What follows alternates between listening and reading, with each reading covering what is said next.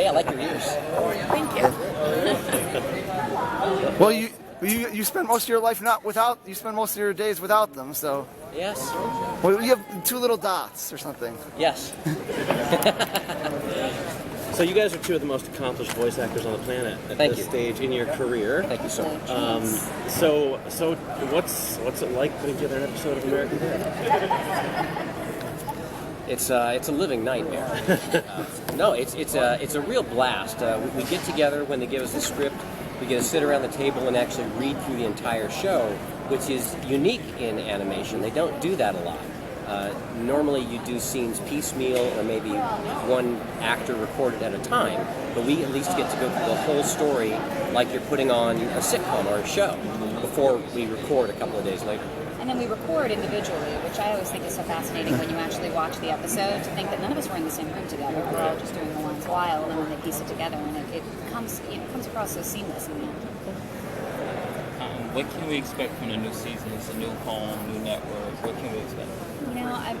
I think this is sort of the slogan. What is it? It's same chin, bigger balls. Yes, or bigger fill in the blank. Or bigger fill in the blank. If it's a children's magazine. Yeah, exactly. And also, what we're really excited about is we get 2 shits and a douchebag per episode. So that's pretty exciting, right? For real? You actually get Yes, that? that is for real. I'm serious. Nice. Being completely That serious. sounds like an episode. Doesn't it? 2 shits and douchebags. The show is actually... But you mean literally, actually, just in terms of... literally, we get can the say the freedom word to say shit shit and- twice and douchebag. in every episode, which of course we can't do in Fox. And So since you guys work a lot in mainstream television, I imagine that's very freeing. That's what's Right. Well, yeah, the oversight of censors and all is not as constraining. Lord knows they got away with all kinds of wonderful, inappropriate things on Fox Network, but they're actually freer to take the TBS. show a little further on TBS. So I think fans are going to really love that. Will the politics maybe change a little too? Because sometimes, in terms of what kind of message he's allowed to say, and think that maybe that Fox executives, when they got Steph's final script, would be like, you're taking it a little too far there, and then TBS is like, you know what, we don't give a damn, say what you want. Well, just from my angle, I've never experienced much, surprisingly or interestingly, that kind of stifling sort of political coloring, the restraints that may be in place for American Dad. Surprisingly, it's just some very... Although, I must say that, the show is kind of an equal opportunity offender in many ways. But, I can't say that we have more freedom to be politically one way or the other. Or more incorrect, even, maybe. Where can at this point, your character has done pretty much everything. And everyone, yeah. So, what's up for Klaus at this point? Getting it back again? Do we have another Body Back episode coming up? Not this season. No, not this season. It's just living in the fishbowl. And yet, you're in it a lot more, I feel like. The last couple seasons. Interesting. Yes, he's... Yeah, they're dialing up more Klaus. The dead fish, dead fish and wife and children. Do you guys ever get the scripts and just look at them and go, what the hell am I saying? Like, what's going on?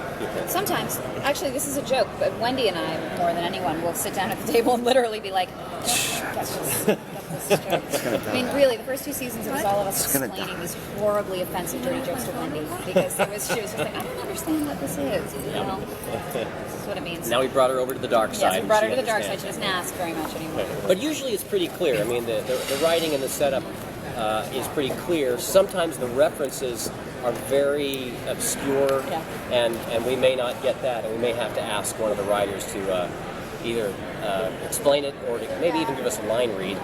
But typically we can probably get it. Well, and I'll tell you, there have been numerous table reads where I have blushed sitting down. Like 60 people in this room, and I have to say this. Yeah. So definitely not that way in any other show that I do. You guys have a lot of rumored cool guests being on this season. Can you tell us anything about that? Yeah. Well, of course, there's Patrick Stewart as a special guest this season. There's Wait, that counts still as a special guest? well, he's I special. think he's special. I thought he was. I thought he was kind of a cast member at this point. Okay, all right then. We have Uma We'll Thurman. take it, don't worry. Yeah. Uma Thurman. She did an episode. Oh wow. Kathy Bates, Ted Danson. That's. I think, yeah. In this season, I think that's Those are what coming we up. have. We have to keep it clear because we're recording next year's season Right, we're already now. into Oh, season we're- 10. So all we're talking about for this season was recorded like Almost a year ago. Huh. And we haven't seen the episodes. Yes, Little Cat Girl. Do you have a favorite season? Do I have a favorite season?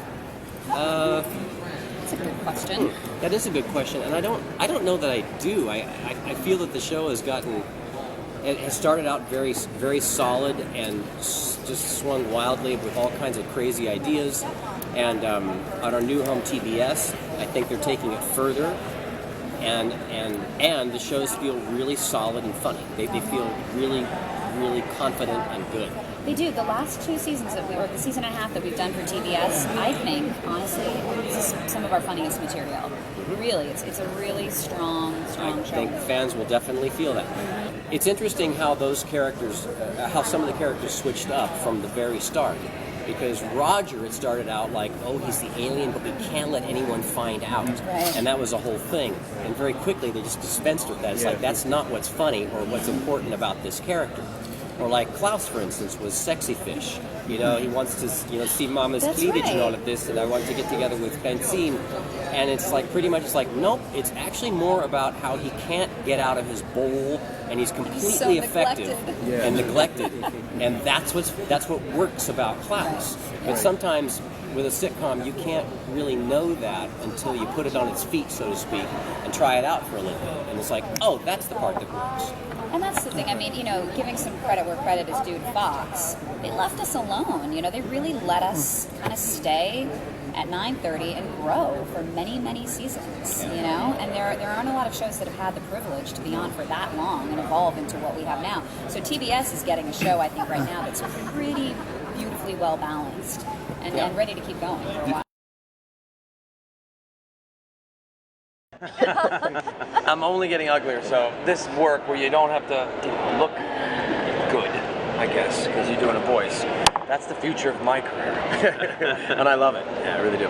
It's pure performance, so there's not any of the extra, sitting through makeup and hair and driving to a location and all that. It's just right down to it. It's what everybody would want in their careers if they never had to do the paperwork. Right. So right? Yeah. What with your characters now that you guys have been playing them for such a long time, is it something that now you just you drop into it and you go and you do it, or do you still try and find ways to make it fresh and new and creative? I think a little of both, because I don't think people come up. My son has his friends, and they'll come up to me on the street and say, "I can do Steve Smith better than you." I'm like, I mean, no matter how good you do it, you can't do it better than me, because I'm Steve Smith. Right. And there's a level of that I really like. That anything that I do is going to be Steve Smith. But having said that, Matt White, the Matt who directs us in all the episodes, will definitely see you getting lazy and say, "No, Scott, you got to do that again. You lost Steve." He always says to me, "He lost Steve." I don't know if he does it with you, if you lost Francine, but I lose Steve sometimes if I get Just lazy. a little more energy. So it's a little of both. It's a little of both, and What but was it is the great. question?